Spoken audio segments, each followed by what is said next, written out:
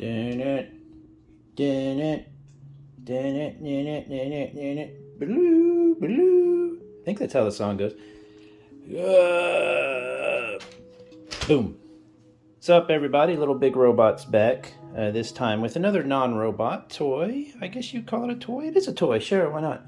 This time I am talking about another Cobi tanks, Cobi model kits, or brick model kits. Think of Lego, but made by somebody else, and there's some differences there. And that is the mouse. The mouse is, as you might know, let's give it a little dust here. Let's give you a little dust, my Sherman friend. The mouse was a German experimental tank. They basically, from what I understand and what I've seen, created two of these, and they were absolutely massive. They were so big, I think they only got up to a few miles an hour, really slow, but what they were building was, well, you can see, is a giant gun compared to, here's a Sherman. The Shermans were a medium tank, so you could see how maybe even a single Sherman, a single Sherman could get around behind here and mess this up. Here's the fuel tank back here. The thing about the Germans in World War II, and I'm not going to get it all into the historical stuff, but as they were kind of like just total nuts. I believe this was designed by Porsche, the as in the car. If you don't know, that Porsche is the guy who that owns and designed the cars. Worked for the Nazis, designing stuff. And I think this is an example of a tank that the Germans just wanted it to be huge, super heavy, 188 tons.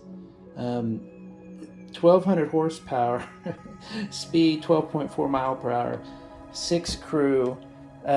This is another Cobi brand. Cobi's made in Poland, so it's a line I'm trying to support. I'm trying to get away from, or at least start supporting some lines that are not made in China. I want to start supporting some European lines, stuff like that. And this company, I have really enjoyed their tanks so far. I love their packaging. They just do a really great, you could say a historical thing if that's your thing, the historical kind of, if you're into World War II. But really, something like this, I'm all into Shermans. Shermans are my favorite, but something like this, I just wanted to pick up because it is so ridiculous. And also, it has an interior, and I'm going to show you that. That's the box. I can't remember exactly how much I paid for it. The pricing is not bad at all. You can get some special pricing ones.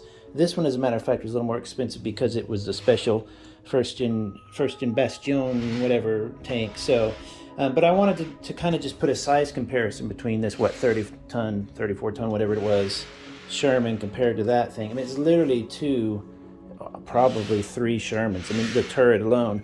Correct me in the comments, please, but I believe that how they know this is they created one of these, like the first gen one, I guess. They created a second one when the Germans were being overtaken. They basically destroyed the 2 they had. But the first one, I think the hull survived, and the second one, I think the turret survived. But either way, they put it together when they found them. And the tank, the actual mouse, you can see it in a museum in England. I'll try to put a link of it in the description. If I don't, please remind me. And it's fantastic. It's so ridiculous and huge. It kind of says so much about the Germans near the end of World War II and in World War II and what they were trying to do. Like, they had plans for larger ones than this. It kind of, the only reason I enjoy these big giant ones, and yes, they're part of the wrong team, you could say that, but it's because of the interior, and plus they're just so ridiculous. So this is no different. It's just such a ridiculously fun build. It took a while. It was a pretty intense little build. There's certain designs on here I'll try and show, and hopefully I won't break it. But the good news about brick, everybody knows this is about brick models, excuse me, is that you don't really ever break them. You just have to, excuse me, you might have to reassemble them. So let's show some of the gimmicks first, and I'll show you some of the interiors. Here's the 2 little people you get, 2 little minifigs. Should I turn on that other? Let's turn on that other one. the minifigs, this company, Cobi, does really funny minifig expressions on their faces. Like, you don't see that a lot. You know, the minifigs are often just kind of sitting there. Let's see what his face. Yeah, he's like all freaked out. He probably saw the mouse coming. So they never actually deployed this or whatever. It was never used in battle, I don't believe, at all. It was just experimented with. As a matter of fact, on the cover here, I believe that this warehouse type thing is where they found it. It was like in this factory or whatever. But anyway, I'm still learning all this stuff. This part fell off. I have no idea where it came from. If I see it, I'll try and remember, put it back on. Here's the parts left over. There's mostly tracks. These cool, the Cobi ones, they come with these cool little, you know, like placards, kind of like informational things, and you can put them like that and set them down next to it. It's really neat. They just do they have a lot of nice touches. So let's start with the turret first, because it has some really cool, the interior, and it, while this is not accurate scale, you know, it's Lego-ish scale or whatever. Forget how to get this open here. Oops, I always do that. You know, it definitely gives you an idea of the sizing. Let's see here. Okay, so you can take that off. This little, I wanted to show this. Where'd that part go? This little clever design on the hatches here. You see how that works? Just like it would work, I guess, kind of like in real life. And it's a nice little touch. There's just tons of nice little touches like that on these Cobi models, but these kind of more fancier large ones just have so much. And let's see if I can pop it out. I don't think I can. Oh, I can.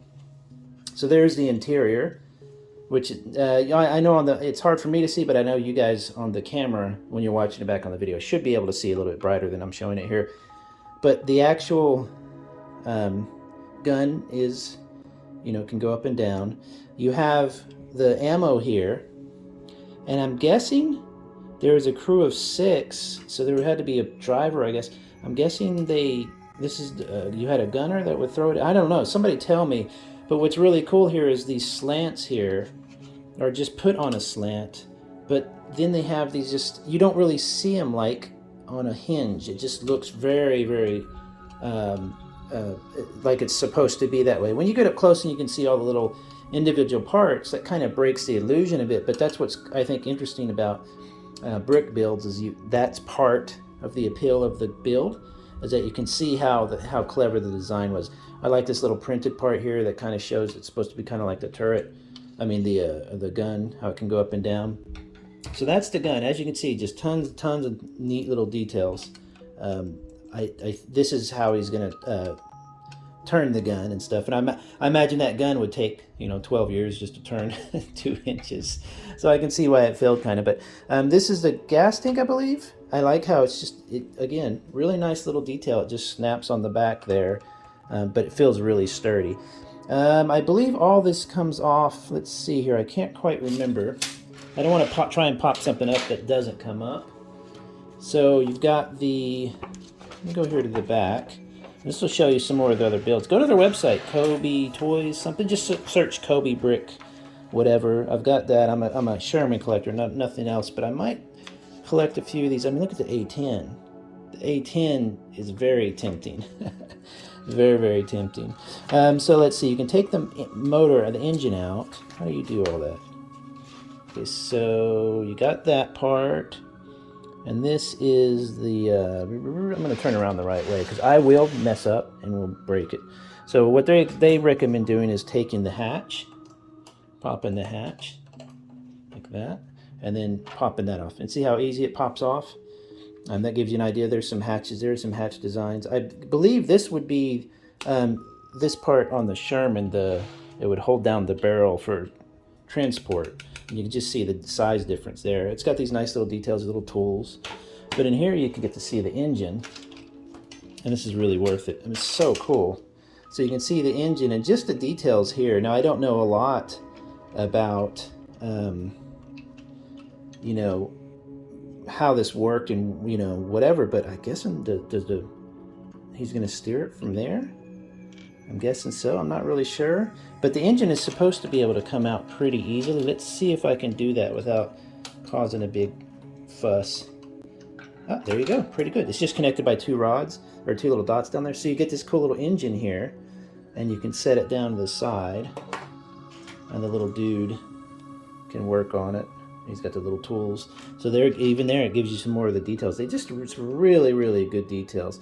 I don't know how they thought this thing would like move at all, and I think it really didn't. But the treads underneath, oh boy, these are really nice.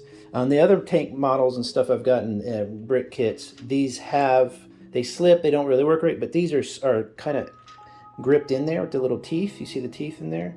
And they grip these parts really nice, and they have this nice, like you almost hear that high-pitched squeak that happens when tanks, move. They go wee, wee, wee. You can almost hear it when it moves. So that is just, I love that so much. What did I drop here? Drop the hatch. Oh, and here's another part. You can see some more detail on the back there. I don't know if that's supposed to come off, but yeah, actually it is. It's supposed to rest right here and just hold itself up. So there's some parts that just kind of hold themselves up by gravity, or hold themselves together by gravity. So no big deal. So you can see in there, you can see the front hatch. I thought there was something else other than the thing. I think that's it. I don't think it's designed to really show anything else. But as you can see, just like that, you could kind of display it as almost an open, like that by itself. Just really, really, really, really cool. But I like how this just goes together really simply. I'm going to leave the engine out for now. They're operating on it or whatever. Oops. So sometimes you got to be a little careful. But it tends to rest in there mostly with gravity, but it does have these little parts here to help. And then this can go, this is the top. Again, those brilliant little, I just love those little hatches there. Those go on here. Like that. Rest really easy. That I popped off of there. I'm missing a part. I've been trying to be really careful when I'm building these because I will always lose some part or whatever. And I tried to be really careful with this one, and I still lost something because I'm a knucklehead. So it's not the designs of the kit or anything like that. It's just me being a knucklehead. A fantastic, really, really amazing, big giant build. There was some information. They usually put information about the actual tank here a little bit more. Let me see if it was at the beginning. Maybe not, but it's definitely something worth going and looking up if you're not familiar with the mouse and its whole history and stuff, because it was just so out there. And then you realize they could have easily built tanks, or they wanted to try and easily build tanks larger than this. This has a nice design on the front. It's hard for you to see, but this part you can see. There you go. This part comes off. Oh, that's what I did. That's the part I lost. Okay, but anyway, oops. Now I'm breaking everything. That part just kind of hooks down in there and hooks up there, and it just kind of rests there. So it's not ideal. You kind of want it to be held down, but I like that there's parts like that gravity part that just kind of sit there and hold each other together. So fantastic. It comes with the driver. What does it come with here? A guy's working on it. He's even got a little welding torch there. Oh, that's his welding glasses. Okay. But just a big, giant, silly tank. Isn't that a silly tank? But it looks like something. I joked with my wife about making a Warhammer in Lego and using, the tanks and stuff like this, and using it but making like the Space Marines this size and stuff, playing with it. And when you see this tank, it's like something out of Warhammer. It's almost a fantasy, and it makes you realize, good golly, they were just throwing everything at the drawing board and hoping that it stuck, because they just wanted a big. I mean, look at the gun difference here. The Shermans had enough of a problem with guns slightly like this gun would just tear through. It would just go through it. It's just insane. So cool. But really, really cool. Go check out Cobi. They make fantastic. You see the I'm losing everything. See the details, the extra tracks here and stuff. They make amazing models of these. The larger ones are obviously even more detailed, but this is their typical model. This is even the jumbo compared to how much larger it is than the heavier jumbo. So I'm so floored. I love this company. I intend on probably buying. There's one that is, I believe, just a tank destroyer. It's just a big, massive gun on some tread. I want to get that one next. It looks so ridiculous. So look forward to that. But anyway, there should be a playlist at the end of this video with more of these kind of Sherman and other tank kind of brick kits. Leave a comment, leave a like. Please subscribe. I'm trying to get to 4,000 by the end of the year or somewhere around there. So have a good one, everybody. I'll talk to you later. Bye-bye.